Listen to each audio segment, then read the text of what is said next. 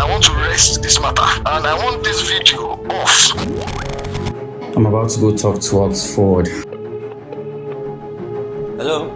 The lawyer has been calling. Maybe I should talk to my lawyer first. The question I have for you is that those things that Aminu said, are they true or not? What actually happened then was that the former GC, are you hearing me? Yes.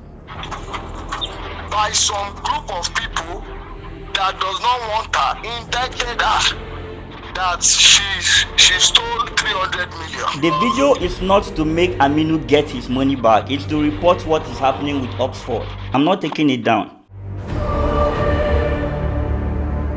The time was 3 in the morning. I was just trying to catch some sleep, having worked late again, when an unknown number started to call. Should I take it? Well, I was tired, and whatever emergency, I guess it could wait till the morning. I didn't take the call, but the person on the other side of the call didn't stop trying to reach me either. By morning, it was already over 4 missed calls. When I finally got around to the phone, I was shocked when I heard the caller's voice. It was Aminu. Yeah, this guy. Remember, he had given us the inside story of what really happened at Oxford International Group. Well, it appears there's more, and our story has sort of triggered something much bigger than we anticipated. What caused Oxford issue is not being a scam. What caused Oxford issue is because they don't have, let me use the word, one political pillar. Aminu, in an hour-long exclusive interview, had revealed to me how Oxford International Group was owing investors and how he, along with some other marketers, were kicked out for questioning the company's management. He also told me how Oxford International Group was using different product names to get new and unsuspecting investors to part with their money. Monies that were not being used for any profitable investments or business. It was actually a criminal planning. Oxford told us that they are bringing this money so that they can build a mortgage bank. They want to, like in the real estates they have, they can be able to build and sell and all that, but nothing was done. According to Aminu, Oxford was in fact a Ponzi scheme. I got hold of some WhatsApp chats, voice notes, and internal conversations that supported Aminu's claims. But something I couldn't get my hand on before publishing the first video was a response from Oxford International Group. Well, after a long wait, I finally have that response for you, but not before some interesting series of events leading to that interview. For a word to be defamatory, you must also look at the publication. Is it bringing down, is it at the advantage of the person you are saying it, or is derogating the person? Don't forget the fact that, let me tell you something, we are all Nigerians at the end of the day. Aminu, it appears, was being threatened with a lawsuit on grounds of defamation. I was able to come in possession of a statement prepared as a response to our story about Oxford, although that statement somehow wasn't published because I didn't get to see it anywhere. Now, I must admit, I don't know who wrote this, but it clearly stated here that judebela, which is me now, and a list of my patrons were going to answer to the law. Pretty interesting. So this was the press release that was issued after that video was published. Oh wow. So the next weekend. Yes, this was the press release on the 9th of December. So they feel these are sponsors, but actually they're not sponsors, sure, no. So you can see an audio was created by these, and you can see unidentifiable Aminu. It happened that a legal practitioner who represents Oxford International Group had reached out to Aminu, blaming the lack of proper information or communication channels for the steps taken by Aminu. He informed Aminu of the steps the company has been undertaking to ensure clients get back their money, and he also promised Aminu that his grievances were duly noted and that he will ensure Aminu gets his payment as soon as possible. But since it was the weekend, he pleaded for Aminu to give him and the company until Monday of the following week for these steps to be rightly executed. But there's a catch. There's a catch to this. The lawyer told Aminu that part of the condition for these steps to be executed will be for the video to be taken down. So this was the mail he sent immediately. He drafted this, and sent to me and said that payment will take effect immediately once we drop down the video. On this case, I want to rest this matter, and I want this video off. We can sit down. The essence, Nigerian business is not easy for you to drive. Now, this was why Aminu was worked up. He was now having to choose between his client's money and fighting a system he believes is running an illegal investment program. After speaking with me and my lawyer, I told him there was no way that video was coming down. This got the lawyer angry, as Aminu had initially agreed to his terms, with the lawyer even sending a mail to Aminu with the necessary details. But now, that deal seemed to be off the table. I have to drop that video for this. In fact, they were just waiting. He was just waiting that he said 𝗘𝗾𝘂𝗧 is on call with 𝗘𝗾𝘂 and is on with the accountant, and all they need is just for me to, they see that the video is not there, you start making the payment. That's when I contacted you. And I said I should ask anyone in Oxford. If I say it, I will do it. That he was promising for the payment. When I said I don't trust him, hope you stepping the video down. See, he keep insisting, how soon can you drop this post? As I am ready to send the email now. Please respond to this so I can activate the account department to credit today. His whole point is you taking down the video so they can begin payments. Correct. For the fact that we didn't drop it, they didn't make any payment. The lawyer even told Aminu that he was going to have to summon the board on Aminu's matter. But the interesting part of all this is Aminu was no longer the only one with complaints against Oxford, willing to talk to me about the inner workings of the company. Some other aggrieved investors and marketers were now getting involved, and I wasn't going to let them down by letting myself get bullied. As I and my lawyer started getting ready for a lawsuit, what happened next was super interesting. As I speak with you, I have over 70 cases in court. Investors have taken the company to court that we are representing. I said, look, of what essence is the interview you granted, when now you want to be paid, and at the end of the day, it's like what you benefited from. It's not really good no matter what. Let's encourage each other to understand that it's not as bad as we seem to look like. After some back and forth with the Oxford's lawyer, we were able to come to an agreement. I wanted to have a sit down with Oxford International Group to hear their own side of the story. It was not only an opportunity for Oxford to clear its name, but also a chance to ask the company about a petition I had come in possession of. Hello, good morning. Good morning. My name is Jude Bela. Okay.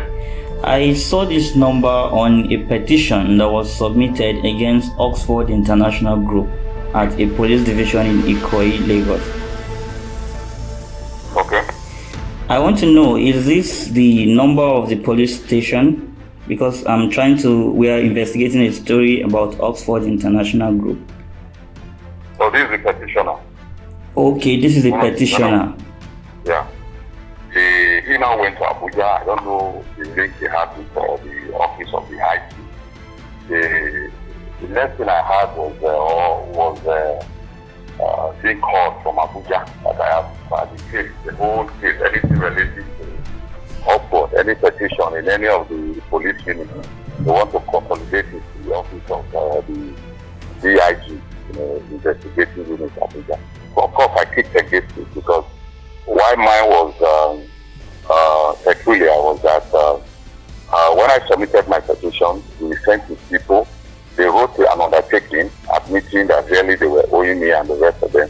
They even made some payments out of the I think 14 point something million they were owing me. They deposited 4 million naira with a promise to pay the balance within a particular time. So, and I told them that I will not subscribe for any blackmail, where we will be trying to probably compromise justice. So I have to even write a petition against the police themselves to the office of the IG.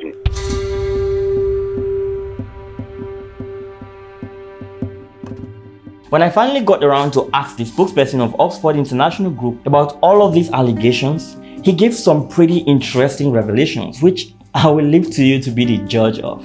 This is investigating the Oxford International Group Part 2, and my question going into this still remains: is Oxford International Group a scam? One of our errors, a challenge which we had worked on was brand control. You would agree with me that marketers over time become overzealous.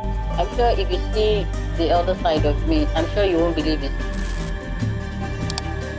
If this company is not a scam and they really want to show that they are not scams. I was in the airport getting ready to board my flight to a meeting a few days after my initial conversation with the external solicitor who claims to speak for Oxford, when I suddenly received a message. It was from the same lawyer. I had told him to get me any documents, videos, pictures, or anything whatsoever that is verifiable and proof that Oxford International Group wasn't a scam. He told me that Oxford was actively paying back investors and trying to get out of the bad press. I wanted to see how true all that was. This message would then be the first evidence that proves Oxford International Group was not a scam. But when I opened it, I wasn't sure what I was looking at. The first document sent to me was on the 12th of December 2022, and the time was 4:02 p.m. It was a PDF file titled The Oxford Story Newspaper Narrative. When I opened this PDF file, this was what I found. This was clearly a draft of a public statement of some sort, and when you scroll to the last part of the document, you will see an interesting name as the author, a name that will feature in our story shortly. When I asked the lawyer when the interview was had and with whom, because I wanted to talk to the journalist that had that interview with Oxford, I wanted to know what he had investigated about the company. The lawyer's response was shocking to me at first. This was my question to him, and this was his response. In his words, "I told the corporate com to give me a write-up in that manner." Whoa, is this some kind of propaganda? I wondered to myself. Again, I asked him to be sure I heard him correctly. I said, "So that was drafted by the company and not an interview with any journalist?" And his response was, "Yes." This document, titled as The Oxford Story, would be posted by Pulse a day later. This was after I was introduced to the man behind the write-up. My name is 𝗪𝗵𝗲𝗂𝗧𝗂𝗵. I serve in the capacity of the Group Head Corporate Communications at Oxford. Before our interview, to clear up the misunderstanding on the operations of Oxford, I asked him about the Pulse publication, which he said was an interview he had with a journalist to tell the story of Oxford International Group. When I asked him about what the lawyer had told me, that it was in fact written by the company on his request and not any real interview, Mr. Benjamin then said I shouldn't mind the lawyer and that he was just an external solicitor that had contracted to deal with issues pertaining to clients and the repayment of their funds. I found this exchange and the PDF file very interesting because it forms the basis of everything Oxford International Group had to tell me about the company and its operations. I will include a link to the document below for you to have a read of what is titled The Oxford Story. The latest is that Oxford has now reached out to me that they want to give me a property, land, in lieu of what they are owing me. And they're going to show me a land somewhere between the boundary of Ogun State and Lagos State. I've looked at it and it's been overvalued because the total investment, so as of the time I even petitioned against them, I still have some outstanding investment which has not matured. So by the time those one matured and we crystallize my investment with them, it was not just 14.something million, it was almost 20-something million, out of which they paid 4 million naira after the petition. So right now they are owing me about 16.5 million and they are giving me the land, and that land is not even up to 8 million naira. So we are still talking with them that they need to probably do something more. That is what I know. But as of now, almost all the petitions running into about 2.something billion, is being consolidated in the office of the DIG investigation. So that's really what I can tell you. Right? Okay, thank you so much, sir, for your time. Well, I found this revelation interesting because the Oxford lawyer had sent me pictures and videos to show that the company was actually giving lands to investors in lieu of their cash.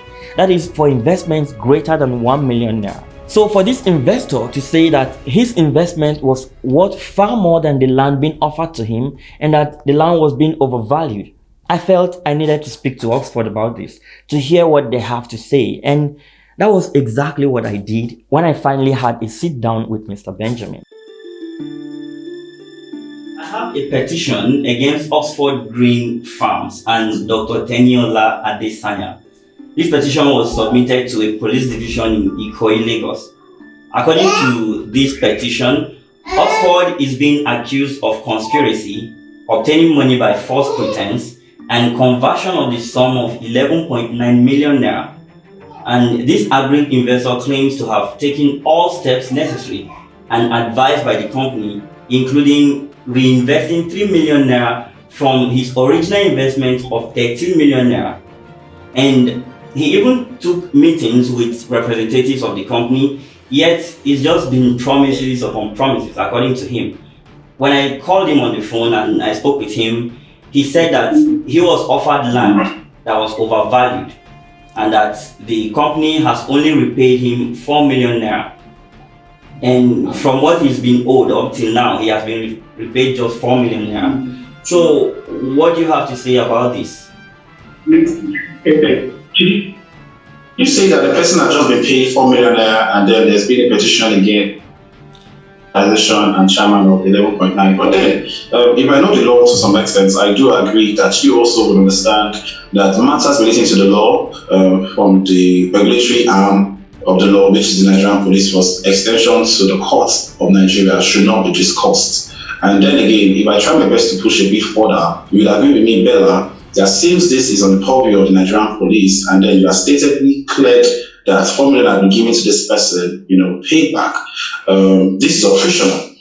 There is just some things I can speak to, like I earlier stated, but then we are open to having a conversation, but we cannot have this in our organization anymore, but we can always have this with police force, and then ensure that this client is on the same page with us. Now, this interview was about an hour long and a very interesting one. So I'll include a link to our full conversation down below. But for this story, there are a couple of things that will help us answer the question of whether or not Oxford International Group is a scam.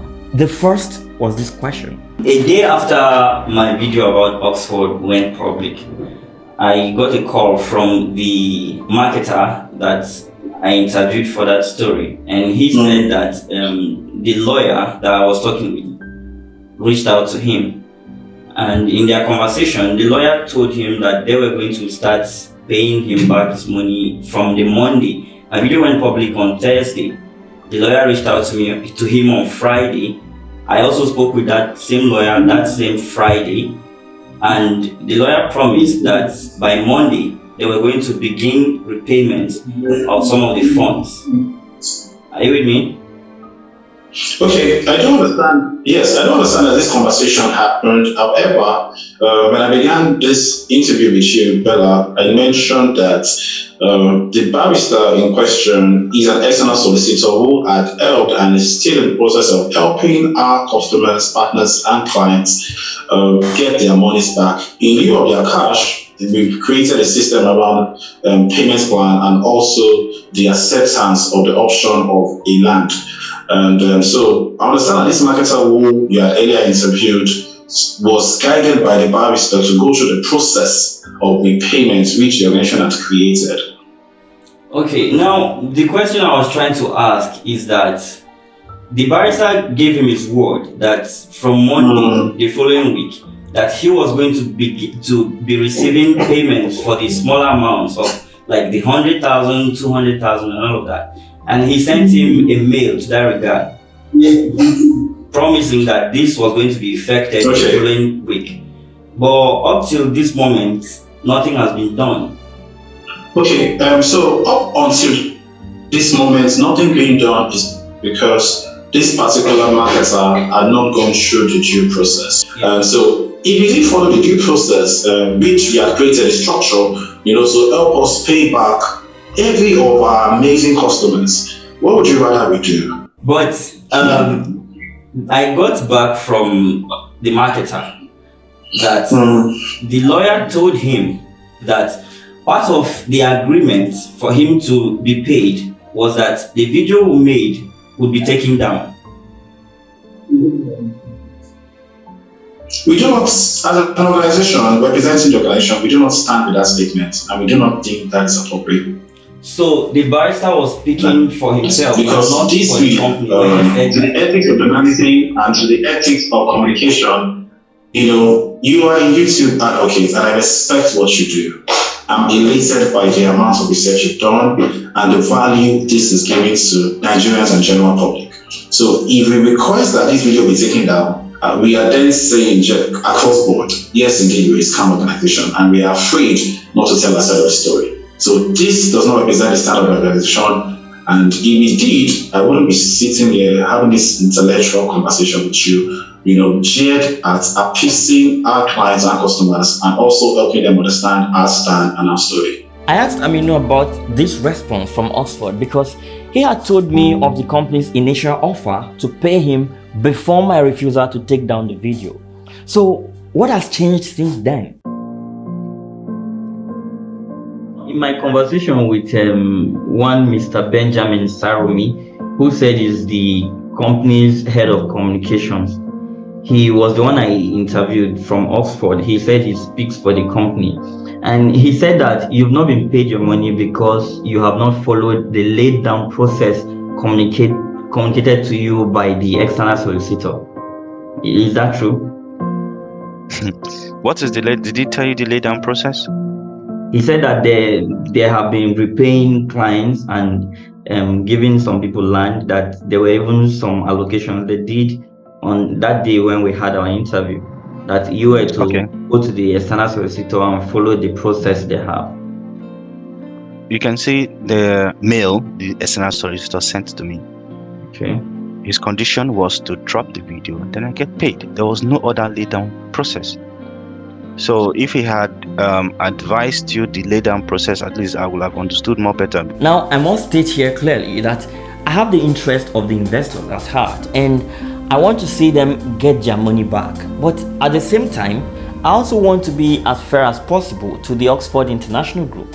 So I asked Mr. Benjamin this. During the period where your accounts were frozen by SEC, there were some instructions from above that the marketers should keep bringing in more investments so that they can pay their clients. So now, this was one of the questions. This was one of the things that led me to asking that question in the first video. If your accounts were placed on PNG, can I complete the question? Yes, kindly. Your accounts were placed on PNG by SEC, and you are still telling people to bring in money so that you can pay the investors that SEC is telling you to pay. Is that not like the structure or the modus operandi of a Ponzi scheme? That is like bringing the money from new investors to pay old investors. Okay, so I began by saying we real estate organization. Bela, you clearly understand that when we had the issue with SEC and then the accounts were kept on PNG, and I said there were agreements we had with SEC, in terms of agreements, 80 hours of SEC call sessions.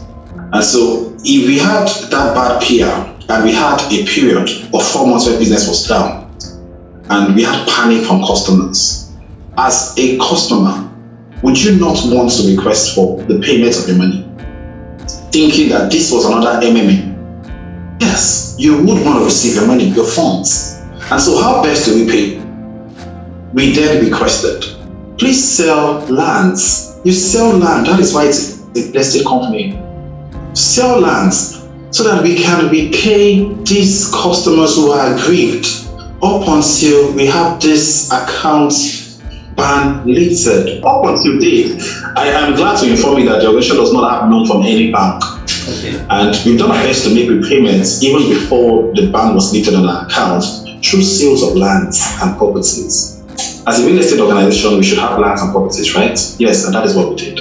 And then again, there is a debate around the ethics of confidentiality, folks, and then WhatsApp. It is against official ethics to have people make screenshots of organizations they work with, work from and earn from, and also share to other individuals who are not a member or part of that organization. It is only tangible and evidence if this were to be in court, and then we've had an out-of-court settlement, a terms of agreement. So if people continually send screenshotted messages, mediums of communication within the organization, it just shows to tell you that these individuals who regrettably are marketers, are overzealous, are just concerned about their commissions. We are people-centric. We are passionate about Nigeria itself. We are passionate about expanding individuals with destinies to transform nations and also expand the wealth of nations. So if that happened, that it's against the ethics of any organization, and also legally speaking, there is a clause around that.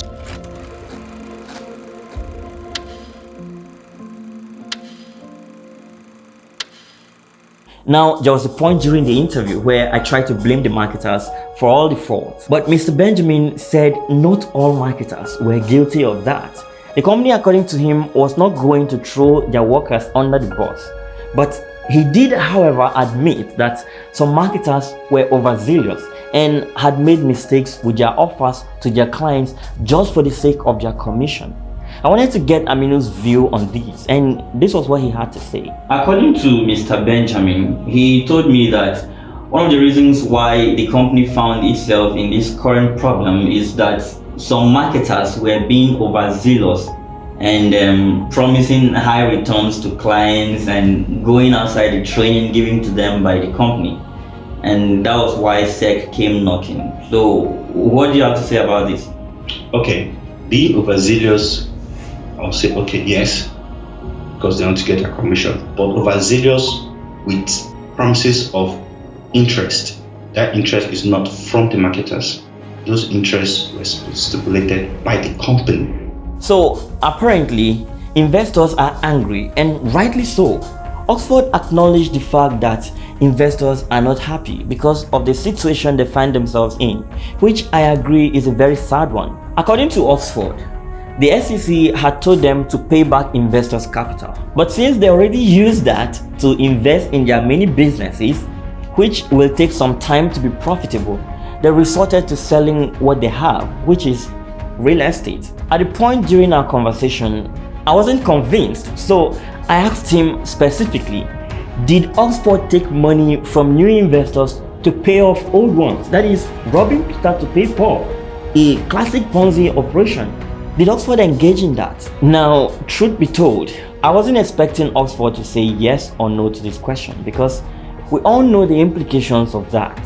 Firstly, saying yes will mean everything Aminu said in the first part of this video was true, and that will mean the operation was criminal, and it will open up the company to criminal investigations with people going to jail. Secondly, saying no will mean investors were paid their money irrespective of new investors coming in or not, something which doesn't seem to be the case as the company is still trying to sell lands, and I understand they still have marketers selling real estate to people. So I wasn't going to get a yes or no on that. Now, I honestly don't care how the company generates the money to pay off its investors, as far as it isn't criminal or illegal. I am also not interested in the company crumbling because it still puts food on the table of thousands of people. What I want is for investors to get their capital back and for more transparency, so new investors know exactly what they are getting themselves into when someone advertises AgroLife or 𝗪𝗪𝗏 to them. Instead of using marketing terms that are enticing and confusing, the company can decide to be more transparent and let people know that it is a real estate company, and when you part with your money, what you're getting is a landed property. Mr. Benjamin concluded his interview with me pleading for aggrieved investors to stay calm and reach out to him for all their complaints to be channeled in the right direction.